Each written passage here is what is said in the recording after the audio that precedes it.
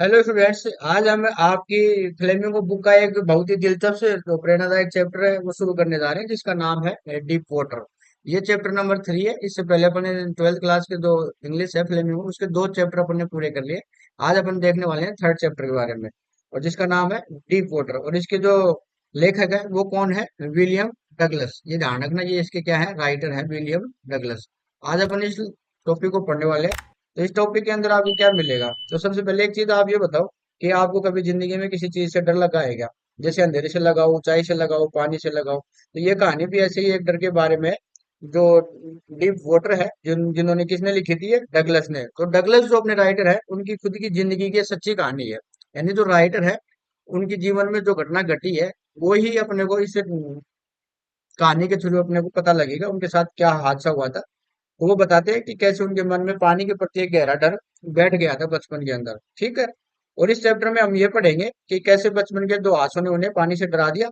एक बार जब वो 3-4 साल के थे, तब समुद्र की लहरें थी, वो उन्हें गिरा देती है। और दूसरी बार जब वो 10-11 साल के थे, तब जो YMC पुल होता है, तो एक बड़ा लड़का होता है, उसको उनको पानी के अंदर धक्का दे देता है, यानी पानी, गहरे पानी में उनको फेंक देता है। तो लगभग वो मरने वाले ही थे, लेकिन इस कहानी की सबसे अच्छी बात यह है कि जो डगलस ने है ना, वो हार नहीं मानी। उन्होंने अपनी जो डिटर्मिनेशन होती है, दृढ़ इच्छा शक्ति, उससे उस डर पर जीत हासिल की। और इस पार्ट को पढ़ते समय हम ये सीखेंगे कि डर जो होता है वो केवल हमारे दिमाग में होता है। जैसा कि इस चैप्टर में एक बहुत ही मशहूर लाइन है, हमें केवल डर से ही डरना चाहिए। All we have to fear is fear itself. ये ध्यान रखना। तो चलिए देखते हैं डगलस ने इस डर को कैसे हराया, और वो कैसे वो एक शानदार जो स्विमर है वो बनते हैं लास्ट के अंदर। तो उसके बारे में ये कहानी है। तो शुरू करते हैं अपनी कहानी को। तो सबसे पहले अपन देखते हैं इसके बारे में, जो पहले जो अबाउट द ऑथर लिखा हुआ है, तो उसको देख लेते हैं सबसे पहले। ठीक है। तो शुरू करें अपनी जो ऑथर के बारे में लिखा हुआ, ऑथर कौन है अपने? William Douglas. ठीक है। इनका जन्म हुआ था 1898 में, और जो इनकी डेथ हुई थी 1980 में। Was born in Minnesota. ठीक है। मिनेसोटा में हुआ था इनका जन्म। ये जगह का नाम है और ये है मेन। इनका जन्म हुआ था मेन, मेन। ठीक है। और इस ये हो गया अपना मिनीसेटा, मिनेसोटा। ठीक है। अपने जो राइटर हैं विलियम डगलस, उनका जन्म 1898 में हुआ था, और उनकी जो डेथ हुई थी 1980 में हुई थी उनको। और उनका जन्म कहाँ हुआ था? मैन, मिनेसोटा में हुआ था। ठीक है। After graduating with A bachelors of arts in English and economics. अब ये देखो कि अंग्रेजी जो है ना, इंग्लिश, और साथ में क्या है उनके साथ? अर्थशास्त्र। और इसमें क्या किए थे इन्होंने? बैचलर ऑफ आर्ट्स, यानी कि स्नातक पास किए थे, यानी BA करने के बाद। ठीक है। ही spent 2 years teaching high school इन याकिमा। याकिमा ये जगह है। तो याकिमा के अंदर एक हाई स्कूल है। तो वहां उन्होंने 2 साल तक पढ़ाने का काम भी किया, टीचिंग का काम किया था उन्होंने 2 साल तक। याकिमा के अंदर उन्होंने हाई स्कूल के अंदर पढ़ाया था। However, he got tired of this and decided to pursue a legal career. हालांकि वे इस काम से जो है वो थक जाते हैं, और उन्होंने जो कानून है, जो वकालत होती है, जो लीगल कैरियर होता है, कानून की जो होती है वकालत, वकालत है, उसके क्षेत्र में अपना कैरियर बनाने का वो क्या करते हैं? फैसला करते हैं, डिसाइड करते हैं। ठीक है। He met Franklin D Roosevelt at Yale and become an adviser and friend to the president. यहाँ तक देखते हैं इसको। उनकी जो मुलाकात होती है वो येल में किससे होती है? फ्रैंकलिन से होती है। येल जो जगह है, ही मेट, वो मिलते हैं फ्रैंकलिन से। और कहाँ मिलते हैं? येल के अंदर। येल को एक, येल है वो जगह का नाम है। और मिलते किससे? वो फ्रैंकलिन डी रूजवेल्ट से। फ्रैंकलिन डी रूजवेल्ट से मिलते हैं। और वे जो होते हैं वो राष्ट्रपति के जो सलाहकार होते हैं, वो एडवाइजर होते हैं किसके? और मित्र होते हैं किसके? प्रेसिडेंट के। किसके? राष्ट्रपति के क्या होते हैं वो? सलाहकार और मित्र बन गए थे वो। ठीक है। आगे बात करते हैं। Douglas was a leading advocate of individual rights. जो डगलस है, जो उनको है ना व्यक्तिगत अधिकारों के एक जो है वो प्रमुख समर्थक थे। वो क्या होते हैं? प्रमुख समर्थक, व्यक्तिगत अधिकार, इंडिविजुअल राइट्स यानी व्यक्तिगत अधिकार। उनके क्या थे वो? प्रमुख समर्थक थे। ठीक है। He retired in 1975 with a term lasting 36 years and remains the longest serving justice in the history of the court. यहाँ से देखते हैं ही रिटायर्ड इन 1975। वे 1975 में वो रिटायर होते हैं। और वो कहाँ से रिटायर होते हैं? जो अपना जो टाइम होता है 36 ईयर, 36 ईयर यानी 37 साल के बाद। तो उन्होंने जो 37 साल के कार्यकाल के बाद 1975 में वो रिटायर हो जाते हैं। और वे जो अदालत होती है उसके इतिहास में सबसे लंबे समय तक सेवा देने वाले क्या बनते हैं? वो न्यायाधीश बनते हैं, जस्टिस बनते हैं। ठीक है, सबसे हिस्ट्री हो जाती है इनकी। कोर्ट के अंदर सबसे लंबे समय तक न्यायाधीश रहते हैं वो। और कितने टाइम तक? 37 साल तक। 36, 36 है ना ये तो, 36 साल तक हो गए। ठीक है, 36 साल तक हो गए, 36 साल तक। वो 36 साल का उनका कार्यकाल रहता है। 1975 में वो रिटायर हो जाते हैं। और वो जो अदालत होती है उसके इतिहास में ये सबसे लंबे समय तक सेवा देने वाले न्यायाधीश रहे हैं। ठीक है, इनके बारे में बताया जा रहा है। The following experts is taken from of man and mountain by William O Douglas. ठीक है, यहाँ से देखते हैं। द फॉलोइंग एक्सपर्ट्स यानी एक्सपर्ट्स का मतलब होता है अंश। और किसका? जो नीचे दिया गया अंश है वो डगलस द्वारा लिखित पुस्तक ओ मैन एंड माउंटेन से लिया गया है। यानी कि इनकी एक पुस्तक है ये वाली, ऑफ मैन एंड माउंटेन्स, जो अपन पढ़ने वाले हैं। ये इस पुस्तक से ये अंश लिया गया है। यानी कि इस पुस्तक से ये जो अपनी स्टोरी है जो अपन पढ़ने वाले हैं, इनकी जो सच्ची कहानी है, इनके साथ जो घटनाएं घटी है, वो उससे ली गई है। तो बुक कौन सी है? Of man and mountains. ठीक है, इनके द्वारा लिखी गई बुक है ये। ठीक है, आगे देखते हैं। It reveals how as a young boy William Douglas nearly drowned in a swimming pool. और ये बताती है कि कैसे एक छोटे लड़के के रूप में विलियम डगलस हैं, वो एक स्विमिंग पूल में लगभग क्या होते हैं, वो डूब ही जाते हैं। In this essay he talks about his fear of water and thereafter. अब ये जो पानी है, ये जो ऐसे है जो अपन पढ़ने वाले हैं, ये जो निबंध है, जो कहानी ये अपन जो पढ़ने वाले हैं, ये क्या बता रहे हैं? और उनको पानी के प्रति उनको जो अपना डर रहता है, पानी से वो डरते हैं, तो उसके बारे में। और उसके बाद उन्होंने वो कैसे उस पर जो है वो कैसे कर लेते हैं, how he finally overcome it, और कैसे उस पर वो विजय पाते हैं। यानी उनको पानी से डर लगता है, इस बारे में एक कहानी है। और लास्ट में वो कैसे उस पानी डर पे वो विजय प्राप्त करते हैं। ठीक है, notice how the autobiographical part of the selection is use to support his discussion of fear. यानी कि आपको नोटिस हाउ यानी आपको ध्यान देना चाहिए कि the autobiographical part of the selection यानी जो आत्मकथा है। ठीक है, और पार्ट ऑफ इस अंश के आत्मकथा यानी ये जो अपनी कहानी है उसके भाग का जो उपयोग है वो किस पर है? डर पर है। और उनकी चर्चा को पुख्ता करने के लिए किया गया है। ठीक है, part of the selection is use to support the discussion यानी चर्चा करनी चाहिए किसके ऊपर? फियर के ऊपर यानी डर के ऊपर। यानी कि ध्यान दें कि कैसे इस अंश के जो आत्मकथात्मक जो कहानी है, अपनी कहानी के वाले भाग की बात कर रहा है ये, उस भाग का उपयोग डर पर उनकी चर्चा का पुख्ता करने के लिए किया गया है। ठीक है, अब ये कैसे अपने डर के ऊपर काबू पाता है, इस बारे में ये कहानी है। और ये कहानी ली कहाँ से गई है, ये ऐसे कहाँ से आया है, ये जो इन्होंने लिखा है, ये इसमें लिखा हुआ है ऑफ मैन एंड माउंटेन्स। ठीक है, मैं इसको एक बार पढ़ा देता हूँ पूरा। तो ये जो बुक है ऑफ मैन एंड माउंटेन्स, इसका एक पार्ट है जो अपन आज पढ़ने वाले हैं। ये जो डीप वाटर है, ये जो लिखा गया है वो इसके अंदर है ये। और ये अपने को इसका एक अंश है छोटा सा जो अपने को आज पढ़ना है।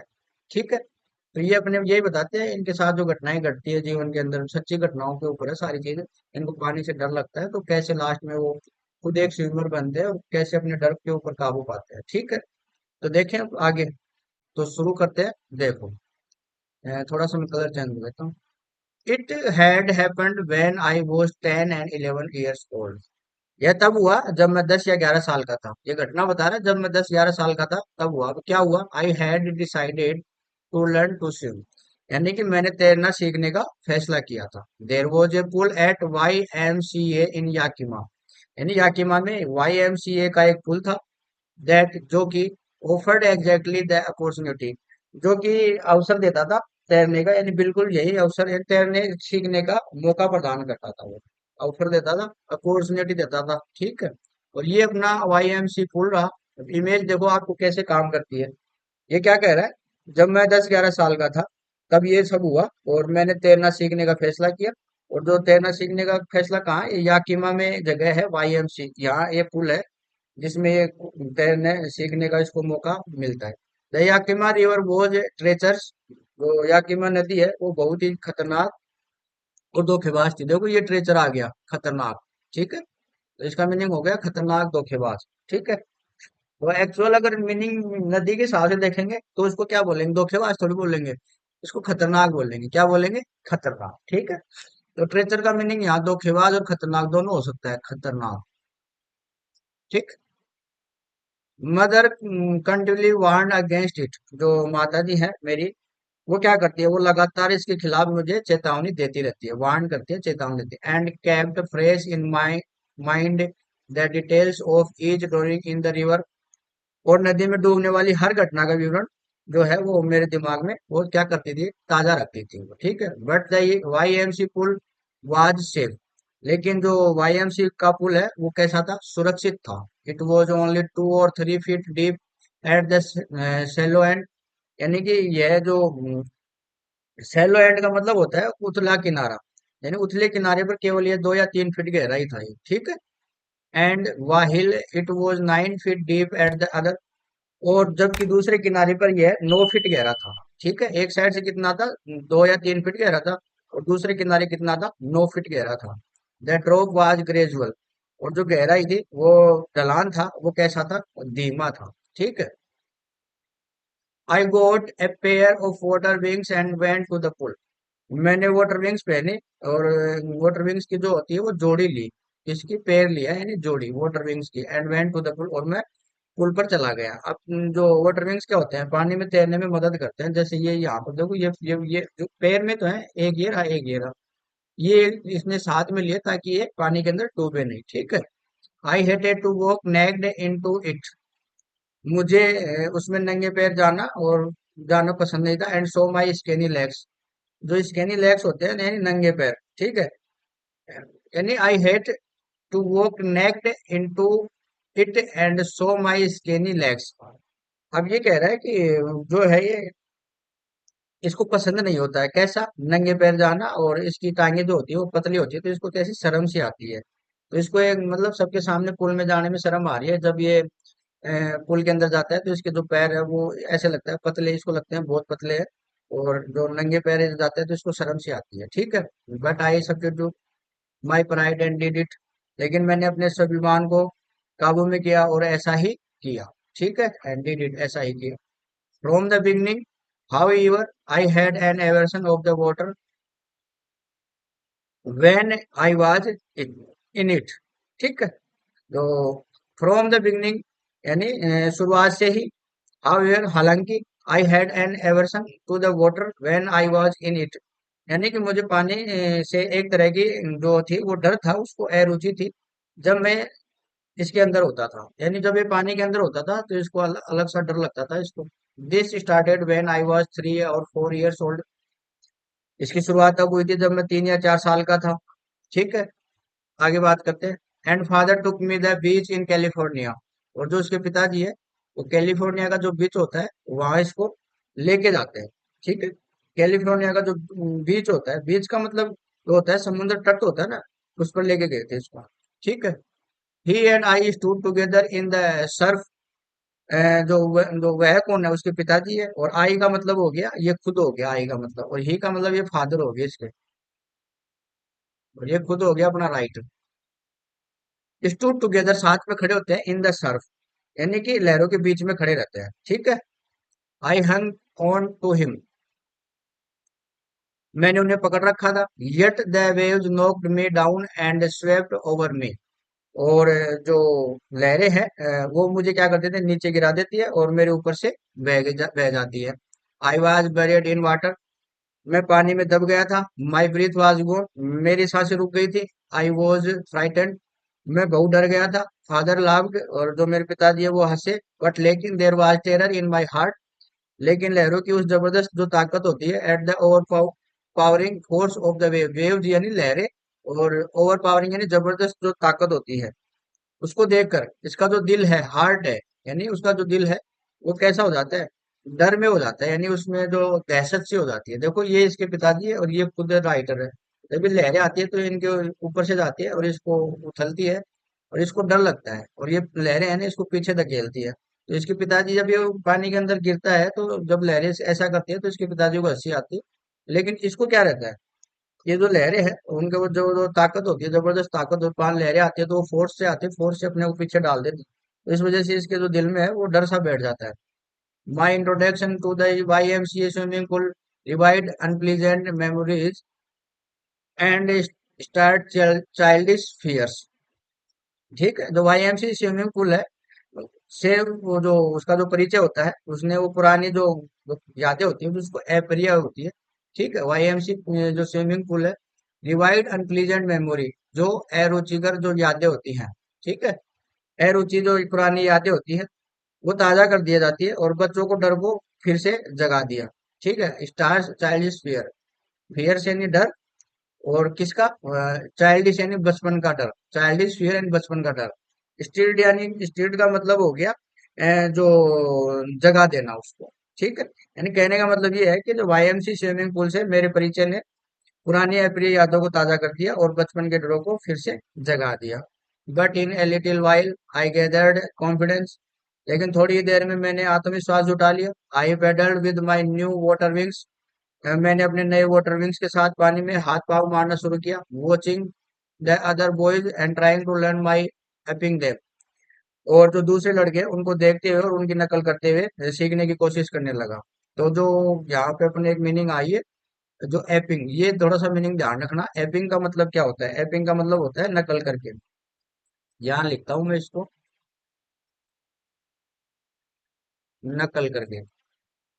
ठीक है, ये क्या करता है, जब वाटर विंग से साथ ही पानी में जाता है तो वहाँ हाथ पांव मारने की कोशिश करता है, डूबने का डर रहता है नहीं, ये सेफ्टी इसके साथ रहती है, ये ऐसे वाले सेफ्टी पैर। तो दूसरे लड़कों को देखता है और उनकी नकल करके सीखने की कोशिश करता है। ठीक है, I did this 2 or 3 times on different days and with was just beginning to feel at ease in the water when the misadventure happened। ठीक है, यहाँ से यहाँ तक पूरा देखते हैं। I did this 2 or 3 times, यानी मैंने अलग अलग दिनों में इसको 2 या 3 बार किया था। ऑन डिफरेंट डेज, अलग अलग दिनों में इसको कितनी बार किया था? 2 या 3 बार किया था। And was just beginning to feel it is in the west, अब जो पानी में ये अभी भी क्या करता है, ये असहज महसूस करता है, आरामदायक महसूस करना इसको मतलब शुरू ही हुआ था इसका। ठीक है, तभी इसके साथ क्या हो जाती है, मिस एडवेंचर हो जाती है। When the miss adventure happened, यानी इसके साथ क्या हो जाती है, दुर्घटना हो जाती है। यानी कि जब ये अलग अलग दिनों में जाता है तो ये 2 3 बार ही इसने शुरुआत करी थी ये सीखने की, दूसरे बच्चों को देख के सीखना, नकल करना, हाथ पाँव मारना, ये सब शुरू किया ही था। कि तभी जब ये ऐसे शुरू करता है तो इसको थोड़ा सा आराम मिलता है कि हाँ ठीक है, मैं सीख रहा हूँ स्विमिंग। ठीक है, तभी इसके साथ क्या हो जाती है, एक मिस एडवेंचर हो जाती है, दुर्घटना हो जाती है। अब क्या होती है, I went to the pool when no one else was there, मैं पुल पर तब गया जब वहां कोई और नहीं था। द पैलेस वाज क्वाइट, जो जगह थी वो बिल्कुल शांत थी। द वाटर वाज स्टिल, जो पानी था वो स्थिर था। And the tiled bottom was as white and clean as a bath, और जो टाइले वाला जो निचला हिस्सा था वो एक बाथ टब की तरह सफेद और साफ दिखाई दे रहा था। टाइटल टाइल्ड बॉटम, यानी कि ये कह रहा है कि जो स्विमिंग पूल होता है उसका पानी एकदम शांत था, तो इसको जो स्विमिंग पूल का जो नीचे का जो हिस्सा होता है, ठीक है, वो इसको एकदम साफ दिखाई दे रहा था, जैसे एक बाथ जो टब होता है ना, जो घर में जो बाथ टब होता है, नहाने का टब होता है, उसकी तरह एकदम सफेद और साफ दिखाई दे रहा था, क्योंकि पानी हिल नहीं रहा था, एकदम शांत था। तो नीचे का जो सरफेस है वो दिखाई देता है ऐसे वैसे। I was timid about going in alone, यानी कि मुझे अकेले अंदर जाने में डर लग रहा था। टिम्ड का मतलब होता है डर लगना, टिम्ड ये डर, इसका मतलब होता है डर। गोइंग टू द अलोन, अकेले जाने में। So I sat on the side of the pool to wait for others, तो इसलिए मैं दूसरों के इंतजार में पुल के किनारे बैठ गया। देखो ये बैठ गया यहाँ पर। ठीक है, I had not been there long when in came a big bruiser of a boy. अब क्या होता है कि उसको वहां बैठे हुए ज्यादा देर नहीं होती है, तभी एक जो ब्रूसर बॉय है, यानी कि हट्टा कट्टा लड़का, ये देखो ये आ गया, ये वाला, ये इस हट्टा कट्टा मतलब जिम वाला लड़का मान लो, big bruiser of a boy, इसका हट्टा कट्टा होता है मतलब, हट्टा कट्टा यानी अच्छी बॉडी वाला लड़का वहां आ गया। प्रोबेबली 18 ईयर्स ओल्ड, शायद वो 18 साल का रहा होगा। ये ऐसे कह रहा है यहाँ से यहाँ तक, इसको एक बार में समझ लो कि उसको बैठे हुए वहां ज्यादा देर नहीं हुई थी, तभी वहां एक लड़का आता है, उसकी जो बॉडी होती है वो अट्टी कट्टी होती है, और शायद उसकी उम्र जो है वो 18 साल रही होगी, ये बता रहा है। He had thick hair on his chest, यानी उसकी छाती पर घने बाल थे। देखो दिखाई दे रहे हैं क्या आपको यहाँ पर? ठीक है। He was a beautiful physical specimen with legs and arms that showed rippling muscles. यानी कि उसका जो शरीर है बहुत ही गठीला था। गठीला शरीर होता है ना जिम वाला वैसे, और उसकी टांगे और जो बाहें और जो मांसपेशियां थी वो साफ अपने को बाहर दिखाई दे रही थी, उसको रिपिंग मसल्स शॉर्ट दिखाई दे रही थी, आर्म्स और लेग्स। उनके ऊपर जो मांसपेशियां थी वो साफ दिख रही थी, एक तरीके से बॉडी बिल्डर ही था ये। ठीक है। जिम वाला लड़का, ऐसे मान लो जिम करने के बाद बॉडी कैसी दिखती है, वैसा लड़का इसके पास आया। तो ये बता रहा है कि उसकी जो बॉडी है वो कैसी थी, सुंदर थी। और उसके जो लेग है और उसके जो हाथ है वहां पर उसकी मांसपेशियां है, उनकी जो मांसपेशियां नहीं निकलती बॉडी बनाने के बाद, वैसी उसको दिख रही थी। He yelled hi skinny, how would you like to be ducked. तो वह चिल्लाया और बोलता है नमस्ते पतलू। क्या बोलता है? हाई स्केनी, नमस्ते पतलू, इसका मतलब होता है पतलू। किसको बोलता है? ये अपने राइटर को बोलता है। How would you like to be ducked, क्या तुम पानी में गोता खाना चाहोगे? डक्ड किसमें? पानी के अंदर। ठीक है, तो ये इसको बोलता है। अब क्या करता है आगे देखते हैं। देखो, with that he picked me up and told me into the deep and. तो वो क्या करता है, इसी के साथ उसने उसको क्या कर लेता है, वो राइटर है उसको ऊपर उठा लेता है और उसको जो पुल है उसका जो गहरा हिस्सा होता है उसके अंदर उसको उछाल देता है, यानी उसमें उसको पानी के अंदर डाल देता है। ठीक है। एंड डीप एंड यानी जो गहरी जगह होती है उधर इसको उठा के पटक देता है, ऐसे मान लो। ये बच्चा ही तो रहता है, वो तो इससे बड़ा है। I landed in A sitting position. मैं जो इसकी जो बैठी हुई अवस्था थी उसमें ही पानी में ये गिर गया। सोलोड वाटर, जो पानी था वो उसको क्या कर रहा था, निगल रहा था। And went at once to the bottom, और इसको तुरंत नीचे की ओर लेकर चला गया। जब एकदम से अपने को पानी में डालते, जब तैरना नहीं आता तो अपन क्या करते हैं, जैसे हैं वैसे वैसे चले गए। और पानी के अंदर जो जगह होती है वो क्या करता है, पानी अपने को निगल लेता है, नीचे जाते हैं और नीचे चले जाते हैं। ठीक है। अब क्या होता है, ये डरता है। आई वॉज फ्राइटेंड, तो वह डर गया था।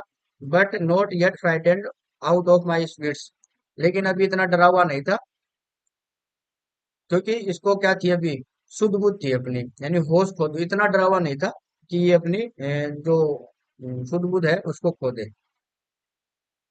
On the way down I planned, नीचे जाते समय इसने एक योजना बनाई। क्या बनाई? When my feet hit the bottom, जब मेरे पैर है वो नीचे तल को छुएंगे, I would make a big jump, मैं एक बड़ी छलांग लगाऊंगा। And come to the surface, और सरफेस पे आ जाऊंगा यानी सतह पर आ जाऊंगा। Lie flat on it, lie flat का मतलब होता है उस पर सपाट लेट जाऊंगा। And paddle to the edge of the pool, और हाथ पांव मारकर पुल के किनारे तक पहुंच जाऊंगा। अब ऐसे सोच लो, अब एकदम से कोई पानी में अपने को कोई डाल दे, अपने को तैरना नहीं आता, तो अपने एक ही चीज सोचते हैं, मैं नीचे पैंदे में जाऊंगा और पैंदे में जाके एकदम से उसको टक्कर मार के सीधा वापस ऊपर आ जाऊंगा, और ऊपर आऊंगा तो तैर के साइड में किनारे के पास चला जाऊंगा। वैसा ही अपना ये राइटर सोचता है कि मैं ऐसा कुछ करूंगा। ठीक है। अब आगे देखो, it seems a long way down, इससे पहले कि वो नीचे तल को छूता, those 9 feet were more like 90, and before I touch the bottom my lungs were ready to burst.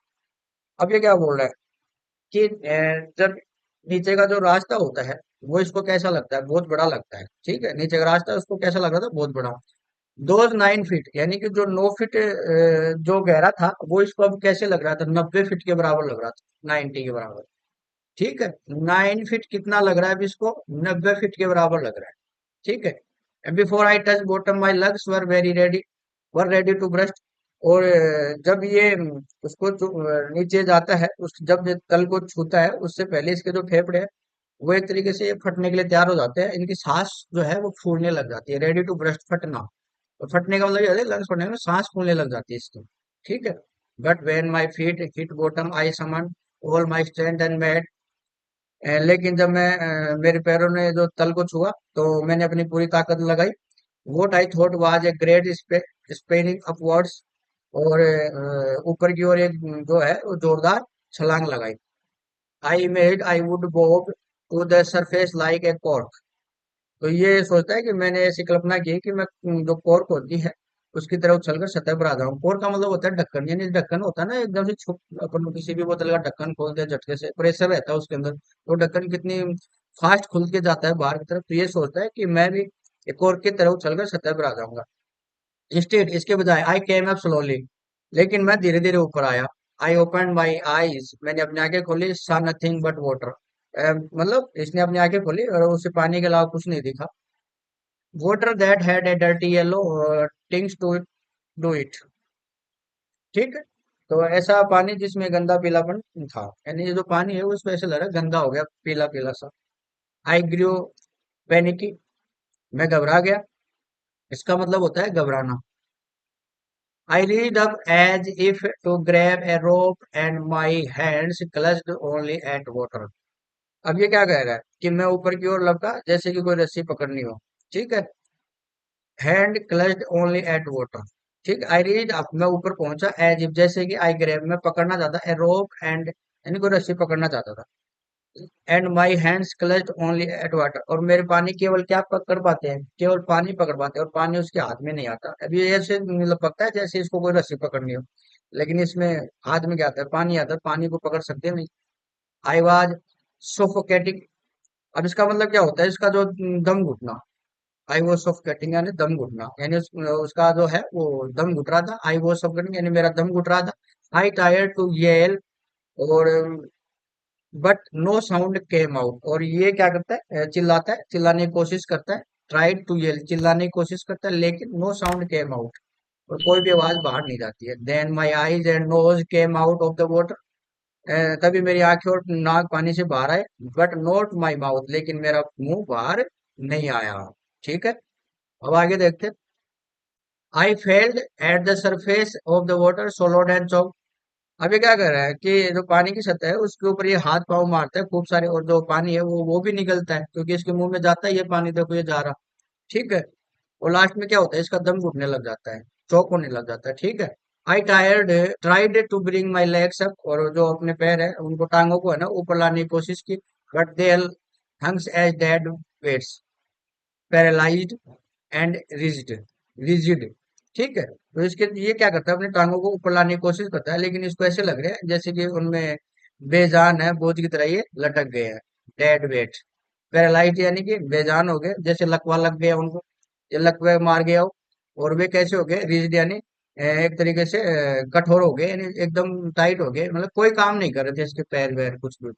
A great force was pulling me under, एक बहुत ही बड़ी ताकत मुझे अंदर की ओर खींच रही थी। आई स्क्रीम्ड, मैं चिल्लाया। But only the water heard me, लेकिन पानी ने ही मेरी आवाज सुनी। I had started on the long journey back to the bottom of the pool, मैंने पुल की तल की ओर वापस अपनी लंबी यात्रा शुरू कर दी। यानी कि ये पहले ऊपर आया था लेकिन ऊपर कुछ पकड़ नहीं पाया। तो क्या होता है इसके साथ, इसका सिर्फ आंखें और नाक ही बाहर आते हैं, मुंह नहीं आता, तो मुंह के अंदर पानी जाता रहता है। फिर ये पैर हिलाने की कोशिश करता है, लेकिन इसके पैर काम नहीं करते। ऐसे लगता है जैसे लकवा लग गया हो इसके पैर, लकवा मतलब पैर काम नहीं करना, कुछ नहीं करना, शरीर काम नहीं करता लकवे के अंदर। ये चीज का आपको पता ही होगा। तो ये वापस क्या करता है, पानी के अंदर वापस आने लग जाता है। ये कोशिश करता है चिल्लाने की, लेकिन आवाज कहाँ से आएगी, पानी के अंदर तो आवाज आती नहीं। तो ये क्या करता है, पानी के जो पुल है, पुल के तल की वापस नीचे की तरफ जाने लग जाता है, तो इसको लगता है अब वापस नीचे जाना पड़ेगा। I struck at the water as I went down, नीचे जाते समय मैंने पानी पर मैं वार करता रहा। स्ट्रक एट द वाटर, वार करना किस पर, पानी के ऊपर। आई वेंट डाउन, जब मैं नीचे जा रहा था। Expending my strength as one in a nightmare fight an irresistible force. इसका मतलब हो गया जो अपनी ताकत है उसको ये वैसे ही काम में ले रहा था, जैसे कोई वो सपने होते हैं, नाइटमेयर जो होते हैं सपने होते हैं। ठीक है। जो सपनों में लड़ाई लड़ते हैं, और उसको रोक के जाने की जो ताकत होती है, उसको कोई लड़ते हुए देखता है। यानी कि ऐसा मान लो जब ये नीचे पानी में जा रहा होता है ना, तो ये उसके ऊपर पानी से अपनी वार करता है, यानी तैरने की कोशिश करता है। लेकिन ये वैसे ही है जैसे कि वैसे ये अपनी ताकत को वैसे ही खर्च कर रहा है जैसे सपने में किसी ने न रोके जा सकने वाली ताकत से लड़ता है कोई। I had lost all my breath, मेरी सांसें खत्म हो चुकी थी। माई लंग्स एक्ट, और मेरे फेफड़ों में दर्द हो रहा था। एक्ट मतलब है दर्द होना। माई हेड थ्रोब्ड, मेरा सिर चकरा था, चकराना, मेरा सिर क्या करा, चकरा रहा। आई वॉज गेटिंग डेजी, और मुझे चक्कर आ रहे थे। डेजी का मतलब चक्कर आना। But I remembered the strategy, लेकिन मुझे अपनी योजना याद थी। स्ट्रेटजी का मतलब है योजना। I would spring from the bottom of the pool and come like a cork to the surface, यानी कि मैं पुल के तल में जाऊंगा, छलांग लगाऊंगा और कोर की तरह सतह पर आ जाऊंगा। I would lie flat on the water, और मैं पानी पर सपाट लेट जाऊंगा। Strike out with my arms, अपनी बाहों से पानी को काटूंगा। And throws with my legs, और अपनी टांगों को जोर जोर से चलाऊंगा। Then I would get to the edge of the pool and be safe, और फिर मैं पुल के किनारे पहुंच जाऊंगा और सुरक्षित हो जाऊंगा। आई वेंट डाउन एंडलेसली, मैं नीचे और नीचे अनदीन रूप से जाता रहा। एंडलेसली यानी कि नीचे ही जाता रहा। आई ओपन माई आई, मैंने अपनी आंखें खोली। Nothing but water with A yellow glow, यानी कि उसने अपनी आंखें खोली तो पीली चमक वाले पानी के अलावा उसको कुछ नहीं दिखता है। पानी के अलावा पीला चमक दिखता है इसको। Dark water that one could not see through, ऐसा गहरा पानी जिसके आर पार कोई देख नहीं सकता था। And then stark terror seized me, and then सीर का मतलब है सूर्य, स्टार का मतलब होता है पूर्ण, और टेरर का मतलब डर, और सेज का मतलब होता है अपना जकड़ना। यानी कि फिर सूर्यपूर्ण डर ने मुझे जकड़ लिया। दैट नोज नो अंडरस्टैंडिंग, ऐसा डर जो कुछ समझ नहीं सकता था। Terror that knows no control, और जो डर है वो कंट्रोल नहीं जानता था। Terror that no one can understand, ऐसा डर जिस पर कोई नियंत्रण नहीं होता, और ऐसा डर जिसे वह व्यक्ति नहीं समझ सकता जिसने क्या नहीं किया, हु हैज नॉट एक्सपीरियंस, और जिसने कभी इसे महसूस नहीं किया हो। ठीक है। I was sinking under water, मैं पानी के अंदर चीख रहा था। सिंकिंग एंड चीखना, अंडर वाटर पानी के अंदर। I was paralyse under water, मैं पानी के अंदर सुन पड़ रहा था। Stiff rigid and with fear, और डर के मारे क्या हो रहा था, ये कठोर हो रहा था, और क्या हो गया था, जड़ गया था। Even the screams in my throat were frozen, यहाँ तक कि मेरे गले की चीख भी जम गई थी। ओनली माई हार्ट, केवल मेरा दिल। And pounding in my head, और जो इसकी जो सिर में जो होने वाली क्या होती है वो धड़कन, ये होती है धड़कन। ठीक है। Said that I was still alive, कि मैं अभी भी जीवित हूँ। यानी कि ये नीचे चला जाता है और कोशिश करता है ऊपर आने की, लेकिन आ नहीं पाता। तो ये कहता है कि जो डर है वो क्या नहीं जानता, कंट्रोल नहीं जानता। ना उस डर को कोई समझ सकता है, जब तक नहीं समझता जब तक किसी ने इसको एक्सपीरियंस नहीं किया हो। ऐसे है। ठीक है। अब आगे बात करते हैं, आगे इसके साथ क्या होता है वो देखते हैं। And then in the midst of the terror came a touch of reason, और तभी क्या होता है, जो डर होता है उस डर के बीच कौन आता है, टच ऑफ रीजन, यानी कि जो समझदारी की जो है वो एक किरण आती है, यानी कि इसको एक थोड़ा सा हेल्प मिलता है। I must remember to jump when I hit the bottom, और मुझे याद रखना चाहिए कि जब मैं तल को छूंगा तो मुझे छलांग लगानी है, इसको ऐसे याद आता है। ठीक है। इतनी देर सोच रहा था। At last I felt the tiles under मी, और जब मैं तल को पहुंचूं, ये जो at last I felt the tiles under मी, और अंत में क्या होता है, मुझे अपने टाइल्स महसूस होती है, यानी टाइल को टच कर लेता है। My toes reached out as if to grab them, I jumped with everything I had. My toes, जो इसकी जो टॉयज की होती है, पैर की जो उंगलियां होती है, उन्हें पकड़ने के लिए क्या करता है, आगे बढ़ा है, और जैसे ही उन्हें जकड़ना चाहती है, ठीक है, I jumped with everything I had, मेरे पास जितनी भी ताकत थी मैंने उस पूरी ताकत के साथ छलांग लगाई। यानी कि जैसे ये नीचे टच करता है तो अपनी जितनी ताकत है ये सारी ताकत से वो जंप लगाता है, यानी उनको धक्का देता है नीचे वाले फर्श को, ताकि ये ऊपर की तरफ आ सके। But the jump made no difference, लेकिन उस छलांग से कोई फर्क नहीं पड़ा। जब वाटर हुआ वो स्टिल अराउंड मी, तो पानी है वो मेरे चारों ओर था। I looked for ropes, ladders, water wings, और मैंने जो रस्सियां है, रोप्स होती है रस्सियां, लेडर्स का मतलब होता है सीढ़ियां, और वाटर विंग्स होता है जो सेफ्टी वाले जो पहनते हैं पानी के अंदर जब जाते हैं, तैरने के अंदर काम आती है, जो डूबने नहीं देते। तो ये उनको क्या करता है, ये इनको ढूंढता है। नथिंग बट वाटर, लेकिन पानी के अलावा उसको कुछ नहीं मिलता अंदर। I mass of yellow water held me, जो पीला पानी है उसका जो ढेर सारा है, ढेर सारा पीला पानी उसको क्या कर लेता है, जकड़ लेता है। Held me, stark terror took an even deeper hold on me, stark terror यानी जो भयानक जो खौफ होता है, डर होता है, टुक an even deeper hold me, और मुझ पर और गहरी ज्यादा जकड़ कर लेता है, यानी अपनी पकड़ बना लेता है। Like a great charge of electricity, जैसे कि बिजली का कोई तेज झटका लगाओ। आई शोक एंड ट्रिमल्ड विद फ्राइट, मैं डर के मारे कांपने और थरथराने लगा। ठीक है। ट्रिमल्ड यानी हो गया कांपना, थरथराना। माई आर्म्स वुडंट मूव, और जो मेरी बाहें है वो हिल नहीं पा रही थी। माई लेग्स वुडंट मूव, जो मेरी टांगे हैं वो भी नहीं हिल पा रही थी। I tried to call for help, मैंने मदद के लिए पुकारने की कोशिश की, टू कॉल मदर, मेरी माता जी को पुकारने की कोशिश की, लेकिन नथिंग हैपेंड, लेकिन कुछ नहीं हुआ। एंड देन, और फिर, स्ट्रेंजली देर वाज लाइट, और स्ट्रेंजली देर वाज लाइट, यानी कि वहां एक रोशनी आती है। ये देखो लाइट आ रही है, देखो ये बिजली की तरह इसको जकड़ना, और इस पे ऐसे लाइट सी दिखाई देती है। I was coming out of the awful yellow water, ये बोलता है कि मैं जो उस जो भयानक जो पीला पानी है उससे बाहर आ रहा था, यानी ये ऊपर की तरफ आ रहा था। एटलीस्ट माई आईज वर, कम से कम मेरी आंखें तो बाहर आ गई थी। My nose was almost out through, और जो मेरी नाक भी है वो लगभग बाहर आ गई थी। Then I started down a third time, तब फिर मैंने तीसरी बार नीचे जाना शुरू कर दिया। I sucked for air and got water, मैंने हवा अंदर खींचने की कोशिश की। एंड गोट वाटर, जो पानी है वो उसे मिला। ठीक है, यानी कि जो सांस लेने के लिए उसको क्या मिल गया, टाइम मिल गया। ऊपर जब आता है तो उसकी आंखें बाहर, थोड़ा नाक भी बाहर आ जाती, उसने खींचने की कोशिश की। The yellow light was going out, और वो पीली रोशनी अब क्या कर रही थी, वो खत्म हो रही थी, बुझ रही थी। ठीक है, आगे बात करते हैं। देन ऑल एफर्ट्स सीज्ड, आई रिलैक्स्ड, जब सारे प्रयास रुक गए तो वो क्या हो जाता है, रिलैक्स हो जाता है, शांत पड़ जाता है। Even my legs felt limbs, यहाँ तक कि उसकी जो टांगे हैं वो भी बेजान महसूस करती हैं।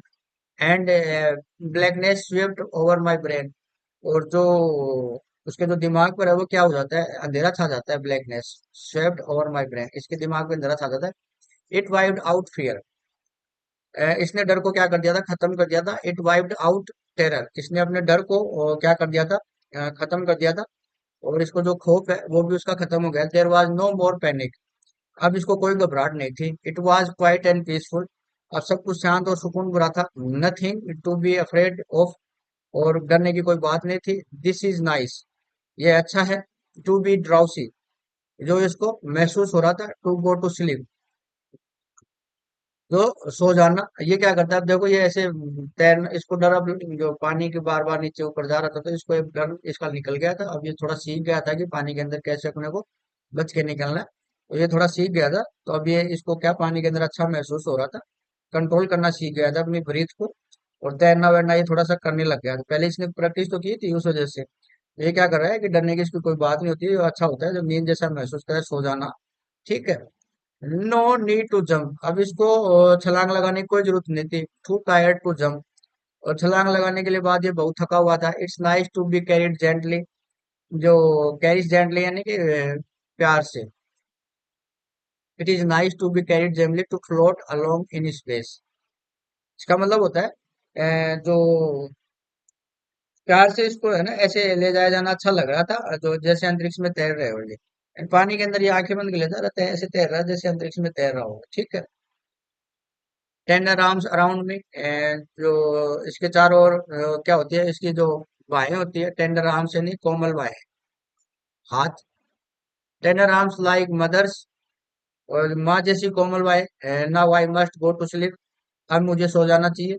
आई cross the oblivion and the curtain of life fell, अब ओब्लिवियन का मतलब होता है विस्मृति, यानी सब कुछ भूल जाने की स्थिति में चला जाना।